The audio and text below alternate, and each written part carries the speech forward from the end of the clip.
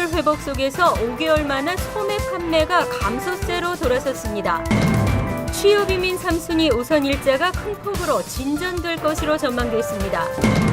최근 건강보험 개혁법 시행으로 메디케이드 가입자가 급증하고 있습니다.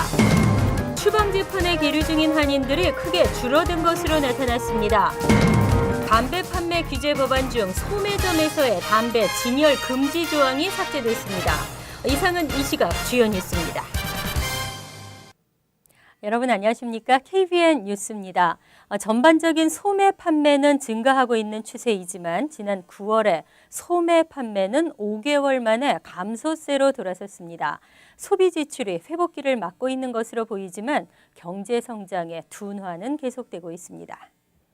상무부는 오늘 지난 9월에 소매 판매가 0.1% 감소한 것으로 조사됐다고 밝혔습니다. 소매 판매는 지난 4월 이후 5개월째 증가세를 이어왔으나 제동이 걸린 것입니다. 시장 전문가들은 평균적으로 지난달 0.1% 증가를 예상했었습니다. 하지만 자동차와 관련 부품 판매가 2.2% 급감하면서 소매 판매가 감소세로 돌아섰습니다. 2.2% 자동차와 관련 부품 판매의 급감은 지난해 10월 이후 가장 큰 하락폭입니다. 하지만 9월 초 노동절 연휴 판매 대수가 8월 판매분으로 집계된 데 따른 일시적 현상으로 분석되고 있습니다. 그러나 자동차를 제외한 전체 소매 판매는 0.4% 증가했고 특히 식료품 판매가 1% 늘어난 것으로 집계됐습니다. 이는 지난 9월 애플이 새로 출시한 아이폰 판매가 늘어난 것이 증가세로 돌아서도록 도운 것으로 풀이됩니다. 근원 소비 판매는 지난 7월과 8월 각각 0.5%와 0.2%의 증가율을 기록했습니다. 시장 전문가들은 근원 소비 판매가 늘어나면서 소비 지출이 일정하게 회복하고 있는 것으로 보면서도 미국의 3분기 경제 성장률이 둔화될 것이라는 전망을 바꾸기는 어려울 것이라고 분석했습니다. 또한 연방정부 셧다운 사태도 소매 판매 실적에 부정적 영향을 끼칠 것으로 내다봤습니다. 취업 이민 3순위는 학사 학위 전문직 또는 2년 경력 이상 비전문직을 말하는데요. 취업 이민 3순위 우선 일자가 앞으로 큰 폭으로 진전될 것으로 전망됐습니다.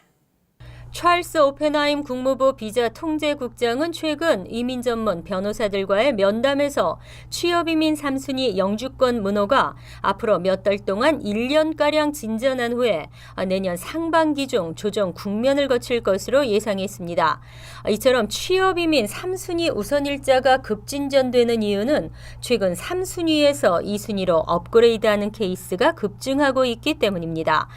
또 취업 이민 비자 수요 가운데 동반 가족이 차지하는 비율이 커지고 있어 최근에는 신청 당사자가 이민비자 발급의 45%인 반면 배우자와 자녀가 55%에 이르고 있기 때문으로 분석됐습니다. 취업 이민 앞으로의 전망에서도 취업 2순위 수요는 계속 늘고 있습니다. 또 취업 1순위와 취업 5순위에 대한 수요도 최근 꾸준한 증가세를 보이고 있는 것으로 밝혀졌습니다. 따라서 1순위와 5순위에서 다른 순위로 이전될 미사용 비자 쿼터도 줄어들 것으로 예측됐습니다. 오펜하임 국장은 취업 이민과 관련해 전반적으로 회계년도 초반인 1월 중 영주권 문호까지는 우선 일자를 빠르게 진전시킨 다음 수요의 증감에 따라 남은 회계년도 기간 속도를 조절할 것이라고 밝혔습니다. 하지만 가족 이민은 당분간 큰 폭 진전 없이 대체로 매달 3에서 5주가량 개선되는데 그칠 것으로 전망됩니다. 최근 저소득층 무료 보험인 메디케이드 가입자가 급증하고 있는데요. 건강보험 개혁법 시행에 따른 건보 거래소 운영으로 온라인을 통해 쉽게 가입할 수 있기 때문입니다.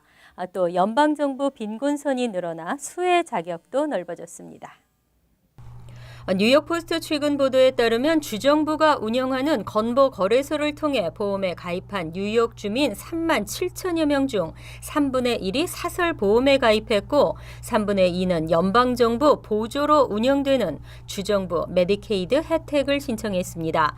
워싱턴주에서도 지난 10월 1일 이후 3만 5천여 명이 오바마 케어를 신청했고 이 중 4,500명이 사설 보험을 3만 1천여 명은 메디케이드에 가입했습니다. 있습니다.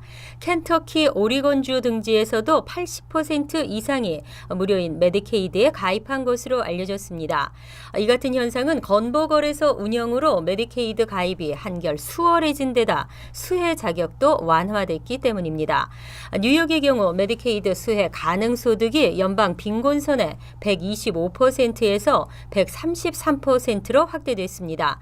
한편 연방정부의 온라인 시스템이 지난 27일 또 중단됐습니다. 공화당 측은 지난 10월 1일 사용되기 시작한 웹사이트가 시범 운영 과정에서부터 문제가 발생했는데 정부 측이 무리하게 가동을 밀어붙였다며 비난을 퍼붓고 있습니다.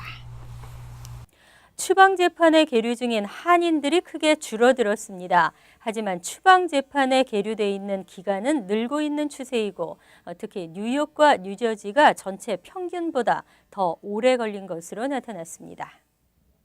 2012에서 2013 회계년도 말인 지난 9월 말 현재 추방재판에 계류 중인 한인들은 976명인 것으로 시라큐스 대학 산하 업무기록 평가 정보센터가 지난 25일 발표했습니다.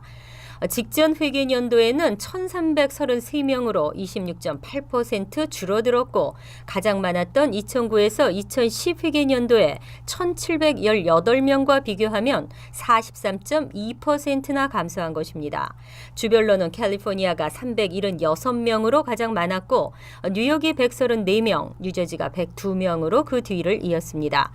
추방재판 회부 사유는 83.6%가 이민법 위반이었으며 형사법 위반은 14.2%인 139명에 그쳤습니다. 한인들의 추방재판 평균 계류 일수는 747일로 나타나 직전 회계년도에 696일보다 50일 이상 늘어났으며 408일을 기록했던 2008에서 2009 회계년도에 비해서는 1년가량이 증가했습니다. 이민법 위반은 평균 775일째 계류 중이었으며 형사법 위반은 이보다 훨씬 짧은 604일이었습니다. 주별로는 뉴욕주에서 평균 708일이었으나 뉴저지주에서는 무려 849일을 기록해 큰 차이를 보였습니다. 한편 2012에서 2013 회계년도 말에 추방 재판에 계류 중인 전체 건수는 34만 4,230건으로 직전 회계년도보다 5.9% 늘어났으며 2007에서 2008 회계년도의 18만 6,108건에 비해서는 무려 85%나 증가한 것으로 밝혀져 한인 현황과는 대조적인 모습을 보였습니다. 소매점 담배 진열 금지안이 백지화됐습니다. 뉴욕시는 그동안 강력한 금연 정책을 펼쳐왔는데요. 하지만 청소년들의 흡연율을 떨어뜨리기 위해 추진되던 담배 진열 금지가 수포로 들어갔습니다. 마이클 블룸버그 시장과 보건국은 청소년 흡연율을 낮추기 위해 담배 판매 규제 조례 제정을 추진해왔으나 담배 판매 규제 조례 중 담배 진열 금지 조항은 삭제키로 했습니다. 그러나 담배 구입 가능 연령은 현행 만 18세에서 21세로 높이고 최저 가격은 갑당 10.50달러로 제한하는 등 다른 조항은 그대로 둘 예정입니다. 뉴욕 한인식품협회를 비롯한 소상인 단체들은 담배 진열 금지가 비즈니스에 악영향을 미칠 뿐 아니라 불법 담배 매매를 확대시킬 것이라며 반대 입장을 보여왔습니다. 보건국 측은 담배 진열이 청소년의 흡연을 조장하는 것은 사실이지만 더 급한 문제는 전자담배 규제라고 밝혔습니다. 전자담배는 금연에 도움이 된다는 연구가 잇따르면서 청소년들의 전자담배 이용이 늘고 있습니다. 하지만 전자담배는 중독성이 강하며 폭발사고 위험도 따라 규제가 시급한 실정입니다. 시정부는 오는 31일쯤 전자담배 규제안을 발표할 예정입니다. 플로싱, 베이사이드 등 퀸즈 북동부 지역의 주민들은 대화를 하다가 자주 멈춰야 합니다. 항공기 소음 때문인데요. 그런데 JFK 공항이 활주로 확장 계획을 발표했습니다. 뉴욕 뉴저지 항만청은 JFK 공항의 주 활주로를 728피트가량 늘리겠다는 계획을 공개한 바 있습니다. 퀸즈 주민들은 JFK 공항 활주로 확장 계획에 반대하고 나섰습니다. 소음이 더 커질 것을 우려해 공항 당국의 공사 계획을 일찌감치부터 반대하고 있는 것입니다. 스프링필즈 가든스, 로즈데일, 퀸즈 빌리지, 로렐튼 등 지역 주민들로 구성된 퀸즈 동부 주민협의회의 바바라 브라운 회장은 공항 확장 공사는 지금 상황을 더욱 악화시키기만 할 것이라며 반대했습니다. 활주로가 늘어나면 동네 위로 저공 비행하는 비행기들이 더욱 늘어나는 것이 아니냐며 우려를 표했습니다. 브라운 회장에 따르면 이 지역 주민들은 서로 이야기를 나누다가도 비행기가 지나가면 대화를 잠시 멈춰야 할 정도로 소음 피해가 막심하다는 것입니다. 이처럼 지역 주민들이 반발하고 나서자 항만청은 연방항공청으로부터 2015년까지 프로젝트를 완성하라는 임무를 받았으며 활주로를 늘린다고 항공편이 증가하거나 비행기 운항 고도가 낮아지는 것은 아니라고 해명했습니다. 인상폭이 다소 줄어들었다고는 하지만 재산세는 해마다 오르고 있습니다. 게다가 저소득층이나 노인들에게 주는 혜택이 줄어들면서 서민들의 실질적 부담은 더 커지고 있는데요. 뉴저지 전체에서 재산세가 가장 높은 카운티는 버겐 카운티로 나타났습니다. 뉴저지 지역 언론 레이시 패치가 뉴저지주 재무국의 2012년 재산세 자료를 분석한 결과 상위 16개 타운 가운데 7곳이 버겐 카운티 내에 있는 것으로 나타났습니다. 버겐 카운티의 알파인은 평균 재산세가 19,014달러로 전체 2위를 차지했고 데머레스트가 16,579달러로 7위, 그리고 새들리버와 어퍼 새들리버가 각각 9위와 10위를 차지했습니다.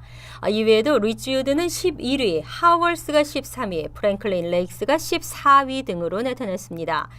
뉴저지 전체에서 가장 재산세가 높은 타운은 에섹스 카운티의 밀번으로 평균 재산세가 2439달러를 기록해 유일하게 2만 달러를 넘어섰습니다.